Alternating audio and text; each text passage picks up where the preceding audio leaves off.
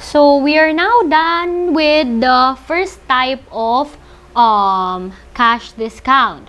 So let's now proceed with the second type of cash discount, that is end of month dating.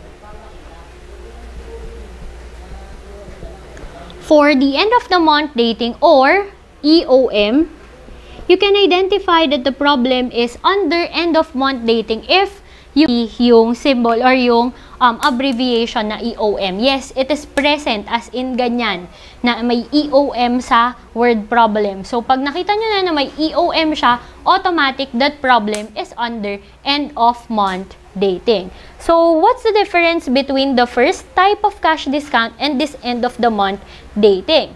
So, if yung ordinary dating natin is based on the invoice date, this one naman, based pa din siya sa invoice date. Based pa din sa invoice date, but before you start your counting, i-shift mo siya dun sa end date nung given na month. For example, yung invoice date is April 7.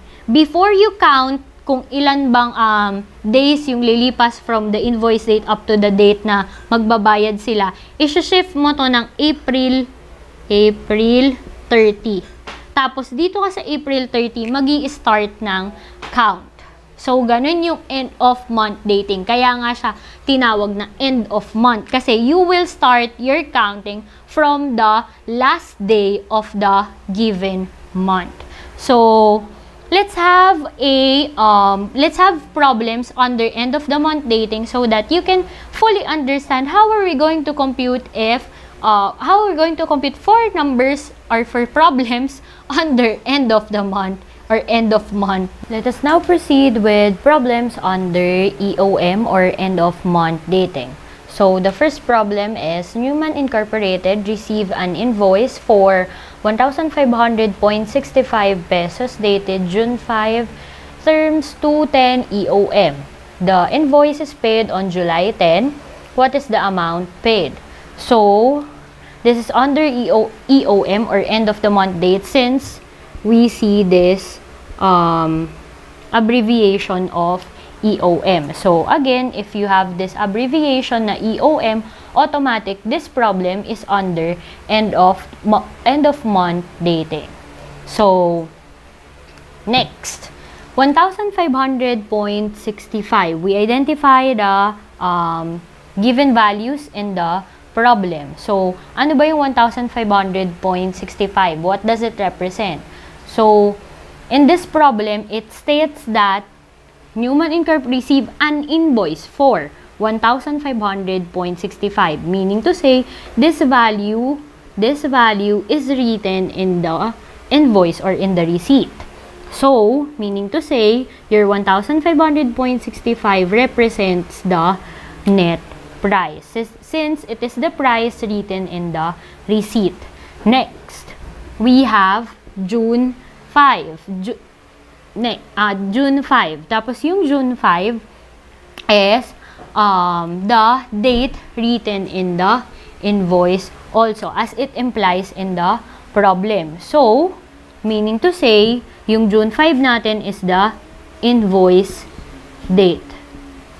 Next, terms 210. So, yung 210 natin is the term.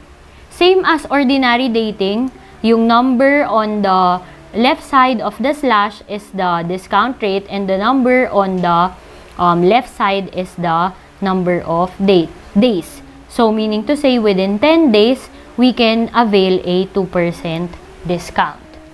Next, what is the amount paid? So, we're looking for the, obviously, amount paid. So, it indicates the amount payable.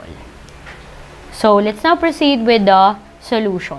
So, in solving problems under EOM, we will still use the same formulas that we used nung ordinary dating. Kasi the same lang naman sila, it is still under cash discount. So, for us to solve for the value of the amount payable, we'll still have to use the formula N sub P or the net price multiplied by 1 minus DR or discount rate. So, based dun sa given natin kanina, N sub P is 1,500.65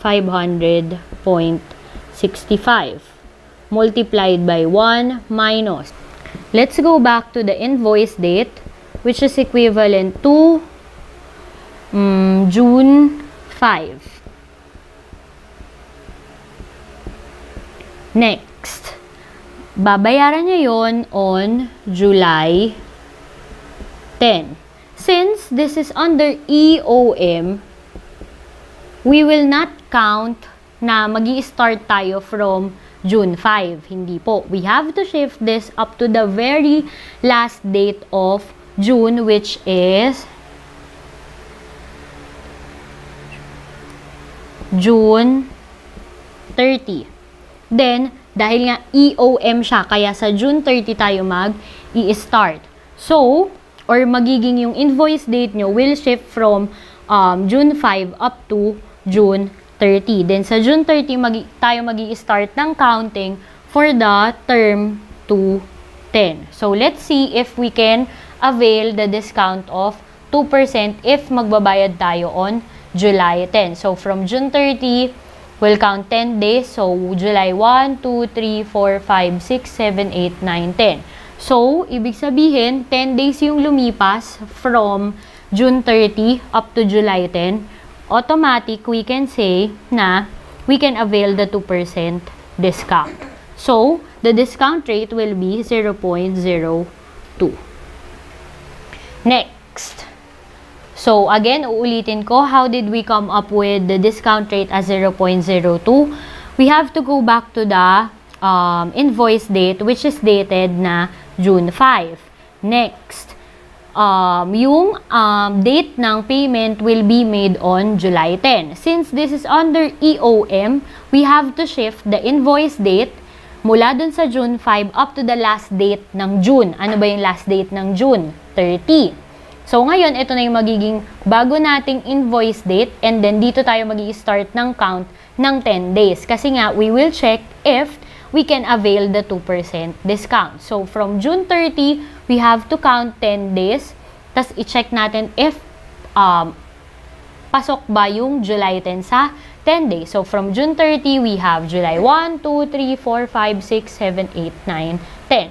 So, pasok siya sa 10 days, yung July, if we will pay on July 10, so meaning to say, we can avail the 2% discount. Kaya, naging 0.02 ang ating discount rate.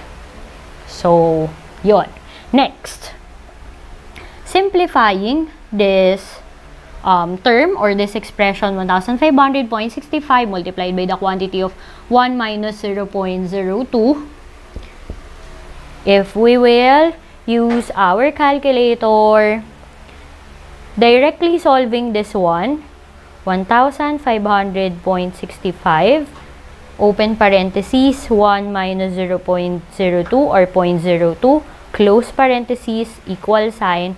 The answer is 1,470.637. It's stated in the calculator na we have 0.637 or let's just have an internal agreement na if the decimal places will exceed 2 decimal places, all we have to do is round it off to 2 decimal places. So, lagi na lang po, pagka nagsosolve kayo, and then nag-exceed yung sagot sa 2 decimal places, then you round it off to 2 decimal places. So, rounding this off to 2 decimal places, our final answer is 1,470.64.